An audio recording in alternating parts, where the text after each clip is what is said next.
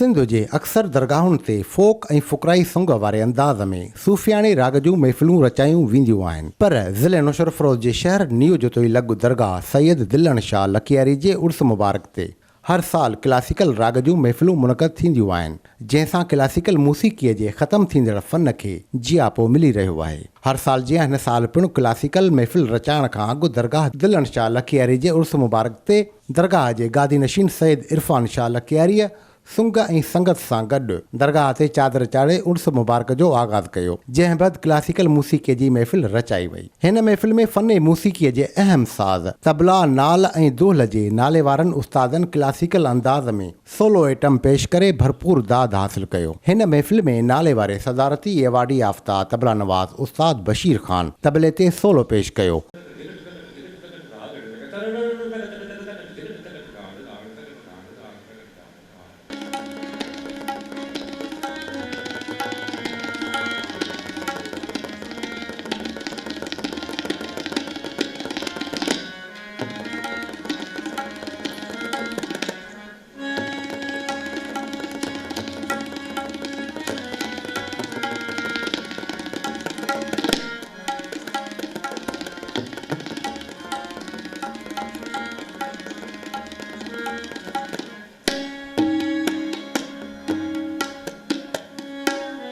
जॾहिं त नाले वारे दुहलारी उस्ताद भले ॾिनो मंगणहार दुहल ते सोलो पेश कयो।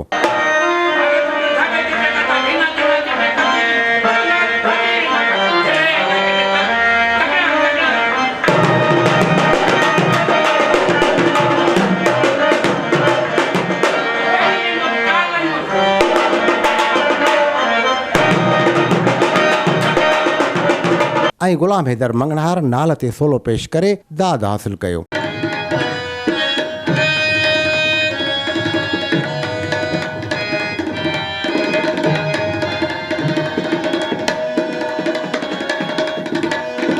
इन मौक़े ते सिंध जे कुंड कुड़च मां आयल क्लासिकल राग जा पारखू ऐं शाकीन समेत इलाइक़ा मौज़ूज़ीन सैयद अफ़ज़ल शाह, डॉक्टर सैयद अकरम अली शाह, सैयद आदिल अहमद शाह, फ़क़ीर ग़ुलाम शबीर जतोई, ख़ादिम हुसैन सखीरानी पिणु मौजूदु हुया। क्लासिकल फ़न जा क़दरदान पंहिंजा तासरात वंडीदे ॿुधाइनि था त साईं इरफान अली शाह जा ॾाॾा साईं जुड़ियल शाह या बाबा साईं फज़न शाह या जो साईं रक़सम साईं, इन्हनि जो दौर त मुंहिंजे अखियुनि जे आॾो आहे।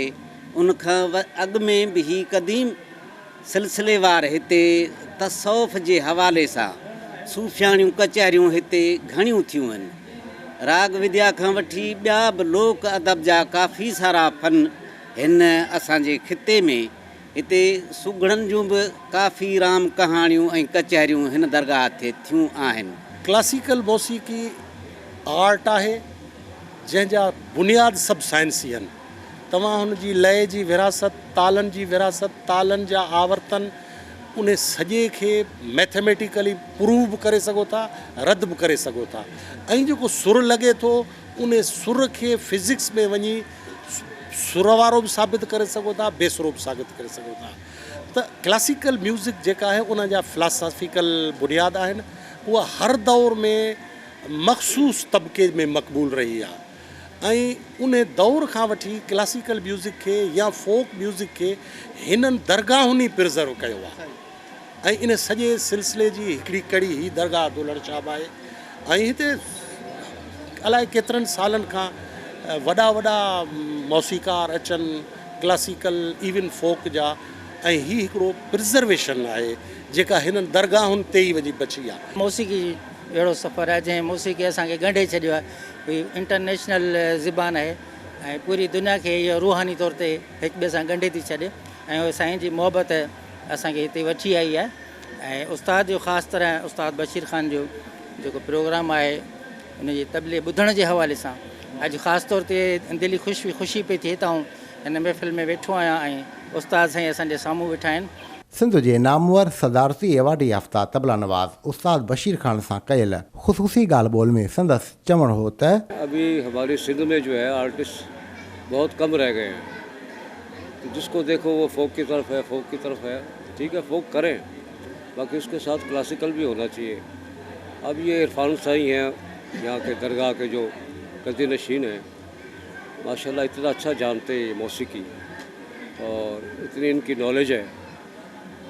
तो मुझे देख के इनसे मिल के मुझे इतनी खुशी हुई कि यार ऐसे लोग भी हैं जिन्होंने इतनी मेहनत की है और इतनी मेहनत से इस काम की तरफ इन्होंने तवज्जो दी है।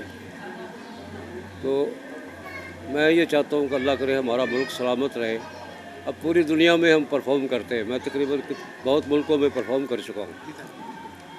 तो जब अपने मुल्क में परफॉर्म करने का जो मज़ा है वो और कहीं नहीं है।